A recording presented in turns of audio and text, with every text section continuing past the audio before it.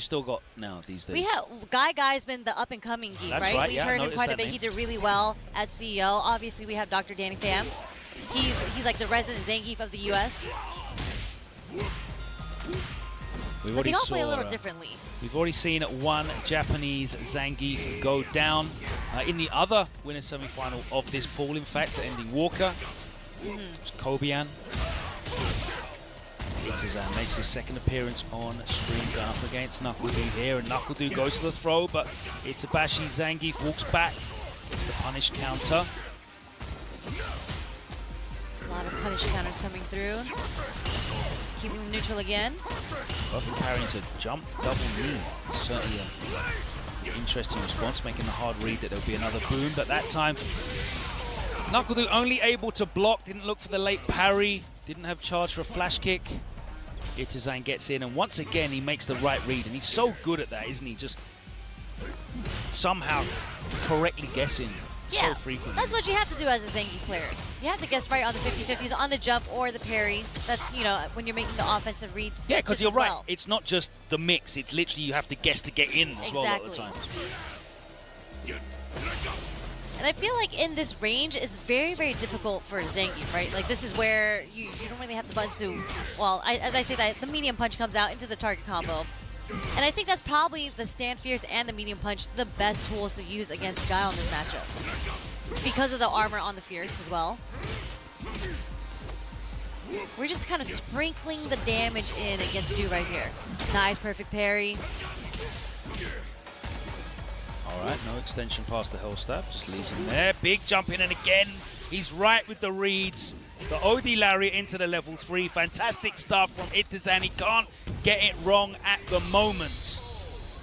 And you're right, Sherry, you know, he's just peppering up with those fierces, those mediums, specifically those knife-edge chops, and he's forcing NuckleDu to want to start booming, want to start zoning him out with projectiles so he doesn't have to interact with the risk of the armor on the heavy, looking for things like the upside down kick and the so-back kicks. And as soon as he started throwing those booms, immediately there with a jump. Exactly. 2 times. He got both rounds with a jump in. So I'm wondering if this strategy that Du's working on may not necessarily be the best one, where you're trying to read what Itabashi Zangief wants to do, so you're kind of reacting. I'm wondering if the right approach to this is maybe a more aggressive one. Because Zangief, you know, he doesn't necessarily have the... You're kind of giving him a chance to force him to guess on the jump in or a button, right? Yeah. When you play a character like DJ, if he does switch to DJ, you get to play a bit more aggressive, and you have built-in movement tools. That's more difficult. He's also got the tool of the fake air slasher as well, which allows him to open up Itazan to these preemptive jumps that could be punished heavily because DJ has access to so much damage. Yeah, but he's going to end up sticking with the Guile here. We saw that earlier too, and it did work out in Du's favor. When he considered switching to Guile, switching to DJ, he stuck with the Guile. There's the first SPD. We actually didn't see an SPD in the earlier round. I mean, he didn't really need to. He was just going with the target combos and the knockdowns, playing a footsies-based game. NuckleDu jump back, building a bit more space here, trying to get out of whiff punish range. Yeah. Now for Du, this is all going to be about trying to change your rhythm and make it so that it's not predictable. Nice.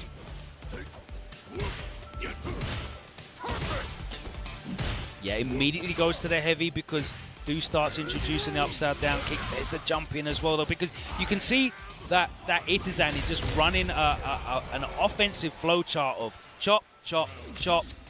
Heavy if you start doing any of these single hit, slow recovery command normals that you've got. And as soon as I think you're going to start going to projectile zoning, I'm taking to the skies.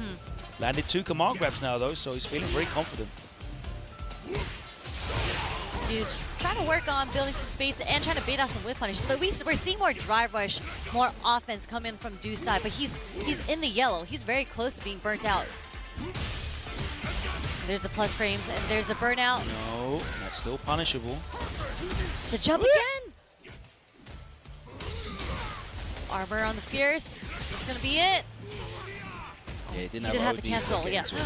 What? Was that a setup to make that whiff? I have no idea, but it did the job. It did the job, yes. Du shakes his head. Soundly beaten there.